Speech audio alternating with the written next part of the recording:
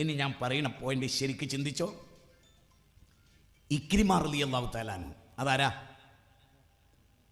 അബ്ദുൽ ഹക്കീം അസ്ഹരിയെ കാന്തപുരത്തിന് ഒറ്റമോനെ പോലെ ഇക്രിമ റളിയല്ലാഹു അൻഹു അബൂജഹലിന്റെ മോനാ. ഈ അബൂജഹലിന്റെ മോനെ കപ്പല്ല. ഇനി ഞാൻ പറയുന്നു, ഒന്നുകൂടെ ശ്രദ്ധിക്കും. കപ്പലിൽ യാത്ര ഇങ്ങനെ പോവാണ്. അപ്പോൾ കാറ്റും കോളും വന്ന് കപ്പൽ ആടി ഉലയാൻ തുടങ്ങി. കപ്പൽ ആടി ഉലയാൻ തുടങ്ങിയപ്പോൾ കപ്പിത്താൻ പറഞ്ഞു, ശരിക്കും ചിന്തിച്ചോളി, കപ്പിത്താൻ പറഞ്ഞു അള്ളാനെ വിളിച്ച് ദുആ ചെയ്തോളി, നാലേ കടലിൽ അപകടത്തിൽ നിന്ന് രക്ഷപ്പെടാൻ പറ്റും. അപ്പോൾ അബൂജഹലിന്റെ മകനില്ലേ സമസ്തക്കാരൻ, അബൂജഹൽ അന്നത്തെ ഖലീറായിരുന്നു, വലിയ നേതാവായിരുന്നു. അബൂജഹലിന്റെ മോനിങ്ങനെ എല്ലാവരും ഇങ്ങനെ മാറ്റി നിർത്തിയിട്ട് ഒരൊറ്റ വരവ് മുന്നോട്ട് കപ്പിത്താനോട് ചോദിച്ചു, എന്താ പറഞ്ഞ്? അള്ളാനെ മാത്രമേ വിളിക്കാവൂ. അള്ളാനെ മാത്രമേ വിളിക്കാവൂ എന്ന് മുഹമ്മദ് പറഞ്ഞപ്പല്ലേ ഞാൻ ഈ കപ്പലിൽ കയറി.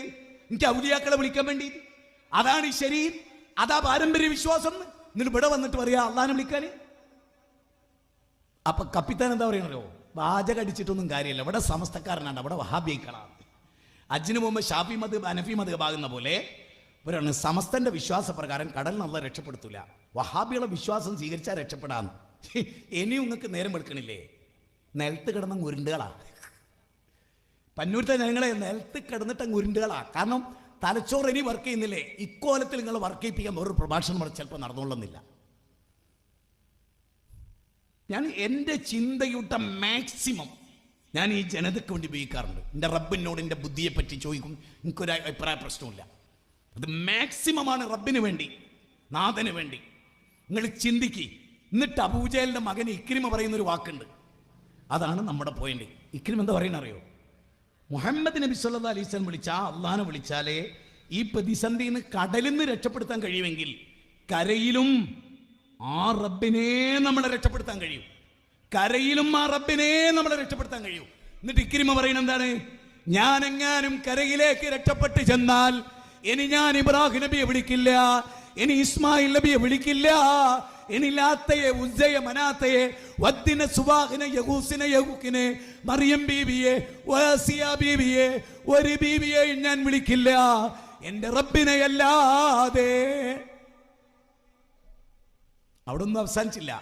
ചോദ്യം നമ്പർ 1, ഈ വിഷയത്തിലെ ചോദ്യം 1, ഇക്രിമ ഇസ്ലാം സ്വീകരിച്ചതിന് ശേഷം അള്ളാഹ് കൊടുത്ത കഴിവെന്നാണ് ചോദിക്കുന്നത് എന്ന നിലക്ക് മരിച്ചുപോയ ഏത് നബിയെയാണ് ഇക്രിമ റളിയല്ലാഹു അൻഹു പിന്നീട് വിളിച്ചത്? അബൂജഹലിന്റെ മോനായി ജീവിച്ച് പലരെയും വിളിച്ച് ജീവിച്ച കാലം, അതിൽ നിന്ന് ഇസ്ലാം ആയതിനു ശേഷം പിന്നെ ആരൊക്കെ വിളിച്ചു? ഞാനൊരു കാര്യം പറഞ്ഞോട്ടെ, ഈ നാട്ടിലെ ഹൈന്ദവരെക്കാൾ സൃഷ്ടികൾ ആരാധിക്കുന്നവർ APK സുന്നികളാണ്. ഞാൻ എത്രയോ ക്ഷേത്രത്തിൽ പോയി പ്രസംഗിച്ചിട്ടുണ്ട്. ഞാനിത് കൗതുകത്തോട് പറയല്ല, എൻ്റെ വിഷമം പറയാൻ. ഞാൻ എത്രയോ സന്യാസിമാരുടെ കൂടെ, സ്വാമി നിർമ്മലാനന്ദ യോഗി മരിച്ചുപോയ അദ്ദേഹം, ഭദ്രാനന്ദ സ്വാമികൾ, ശക്തിബോധിനിയുടെ കൂടെ, ഗുരു നിത്യചൈതന്യയുടെ കൂടെ, പേര് പറയുന്നതും പറയാത്തതുമായ സന്യാസിമാരുടെ കൂടെ ഒരൊറ്റ ജീവിതത്തിൽ ഒരു സമയത്ത് പോലും ശ്രീരാമനാണ് ലോകം നിയന്ത്രിക്കുന്നതെന്ന് അവർ പറഞ്ഞിട്ടില്ല. നിങ്ങൾ ഇവിടെ ഈ പന്നൂരുള്ള ഏതെങ്കിലും ഒരു ഹിന്ദു ശ്രീരാമനാണ് ലോകം നിയന്ത്രിക്കുന്നതെന്ന് പറഞ്ഞോ? പക്ഷെ നിങ്ങളെ മൊയ്ലിയന്മാരെ നാവുന്ന് CM മടവൂരാണ് അണ്ടകടാകം നിയന്ത്രിക്കുന്നത് നിങ്ങൾ എത്ര തവണ പറയുന്നത്?